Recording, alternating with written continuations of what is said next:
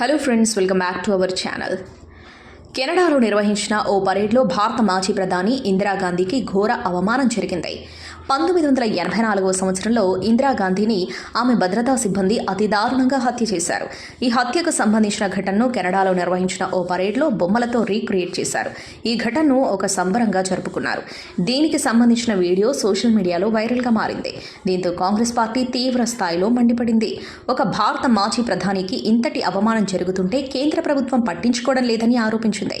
దీనిపై వెంటనే చర్యలు తీసుకోవాలని డిమాండ్ చేసింది. పూర్తి సమాచారం కొరకు వీడియోను స్కిప్ చేయకుండా ఎండ్ వరకు చూడండి.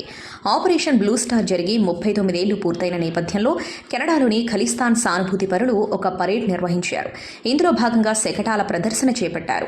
అందులో భారత మాజీ ప్రధానమంత్రి ఇందిరాగాంధీ హత్య ఘటనను రీక్రియేట్ చేస్తూ సంబరాలు జరుపుకున్నారు. దీనికి సంబంధించిన కొన్ని వీడియోలు సోషల్ మీడియాలో వైరల్గా మారాయి. ఇందిరాగాంధీని ఆమె అంగరక్షకులు ఏ విధంగా చంపారో బొమ్మలతో సహా కళ్లకు కట్టినట్లు ప్రదర్శించారు. శ్రీ దర్బార్ సాహిబ్ హత్యకు ప్రతీకారంగా ఇందిరాగాంధీని హత్య చేసినట్లు తెలిపే సందేశాన్ని కూడా ఆ పరేడ్లో ప్రదర్శించారు. ఈ వీడియో ప్రస్తుతం ఇంటర్నెట్లో వైరల్గా మారింది.